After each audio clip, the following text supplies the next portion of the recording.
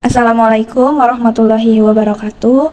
Perkenalkan kami dari kelompok 2 kelas Humas 4 akan memberikan tutorial mengenai uji korelasi.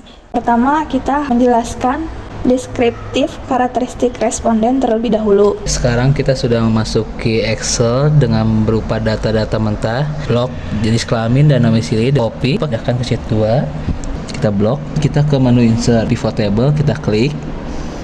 Kita milih new worksheet, klik OK. Sini kita klik dulu checklist. Klik ke row. Pindahkan lagi domisili ke values.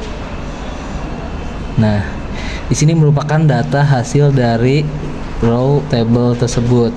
Nah, pertamanya kita akan copy dulu seperti biasa semuanya. Kita blok, copy. Di bawahnya saja kita paste. Kita rubah dulu unchecklist. Lalu kita pilih jenis kelamin ke row. Lanjut ke row ke value. Di sini kita sudah mendapatkan hasil dari kedua karakteristik responden yang ada di kuesioner. Kami akan menjelaskan mengenai uji korelasi Pearson dengan SPSS. Pertama, ada konsep dasar analisis korelasi. Uji korelasi bertujuan untuk mengetahui tingkat kerataan hubungan antar variabel yang dinyatakan dengan koefisien korelasi atau yang disebut R. Yang kedua, jenis hubungan antar variabel X dan Y dapat bersifat positif dan negatif. Lanjut, ada dasar pengambilan keputusan. Yang pertama, jika nilai signifikansi kurang dari 0,05 maka bersifat korelasi. Yang kedua, jika nilai signifikansi lebih dari 0,05 maka tidak berkorelasi, yaitu pedoman derajat hubungan. Nilai persen korelasi 0,00 sampai dengan 0,20 sama dengan tidak ada korelasi. Nilai persen korelasi 0,21 sampai dengan 0,40 sama dengan korelasinya lemah. Nilai persen korelasi 0,41 sampai dengan 0,60 bersifat korelasi sedang. Nilai persen korelasi 0,61 sampai dengan 0,80 bersifat korelasi kuat. Dan yang terakhir, nilai persen korelasi 0,81 sampai dengan 1,0 sama dengan korelasi sempurna. Jika nilai signifikansi tepat di angka 0,05, bagaimana caranya? Yang pertama, membandingkan Pearson korelasi dengan R table, dan yang kedua, Pearson correlation di atas R table sama dengan berhubungan. Yang ketiga, Pearson correlation di bawah R table sama dengan tidak berhubungan. Akan mengubah hasil data yang masih huruf ke numerik atau angka dengan cara klik Ctrl H, pilih replace dengan kategori dari yang memiliki kata terbanyak. Isi find what menjadi sangat tidak setuju dan isi replace with dengan angka 1. Klik replace all. Isi find what menjadi tidak setuju, isi replace with dengan angka 2. Klik replace all. Isi find what menjadi sangat setuju dan isi replace with dengan angka 4. Klik replace all. Isi find what menjadi setuju dan isi replace with dengan angka 3. Klik replace all. Semua data sudah berubah menjadi angka. Selanjutnya, buat kolom dan isi nama sesuai variabel untuk total keseluruhan indikator pernyataan. Baris pertama, di jumlah data X, tuliskan rumus sama dengan sum dalam kurung blok baris pertama indikator pernyataan, lalu enter.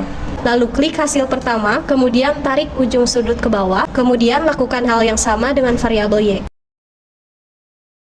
Maka kita akan lanjut ke aplikasi SPSS. Klik menu variable view. Table name baris pertama dengan X, baris kedua dengan Y. Isi kolom label baris pertama dengan variable X yaitu kualitas. Kolom label baris kedua variabel Y yaitu brand trust.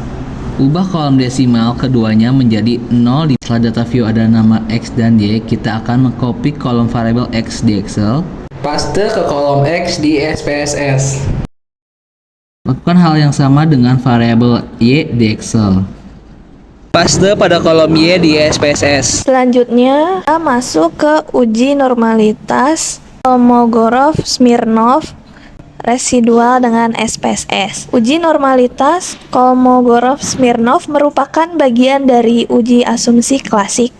Uji normalitas bertujuan untuk mengetahui apakah nilai residual berdistribusi normal atau tidak. Model regresi yang baik adalah memiliki nilai residual yang berdistribusi normal. Selanjutnya kita akan uji normalitasnya. Pertama, klik Analyze, pilih regresi, klik linear. Kualitas yang X pindahkan ke independen, yang brain trust Y-nya pindahkan ke dependent. Klik save, residual, pilih yang unstandardized. Klik continue. Oke. Hasil ini diabaikan saja karena nantinya kita akan melihat kolom residual di data view. Selanjutnya kita masuk ke SPSS, lalu klik Analyze, pilih Non-Parametric Test, pilih Legacy, dialog, One Sample KS, drag under standardized ke test variable list, lalu klik OK.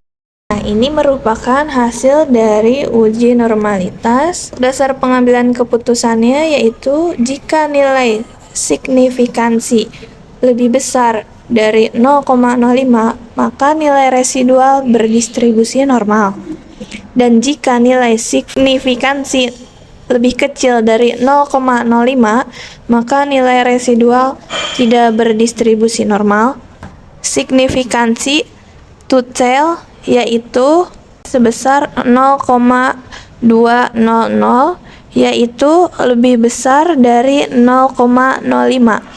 Dapat disimpulkan nilai residual berdistribusi normal. Selanjutnya kita akan uji korelasi Pearson dengan SPSS. Klik Analyze, pilih Correlate, pilih Bivariate, CTRL-A, kualitas dan brain trust, pindahkan ke tabel sebelah kanan, correlation-nya pilih di Pearson, lalu klik OK.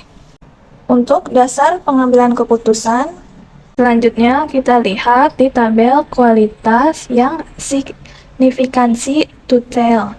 Di sini sebesar 0,000 dan tabel brain trust yaitu signifikansi to tail-nya sebesar 0,000 juga. Jadi dapat disimpulkan bahwa 0,000 yaitu lebih kecil dari nilai 0,05. Maka uji korelasi signifikansi to tail ini dikatakan memiliki hubungan atau berkorelasi. Selanjutnya kita akan melihat derajat hubungan nilai Pearson korelasi. Bisa dilihat di sini sebesar 0,825.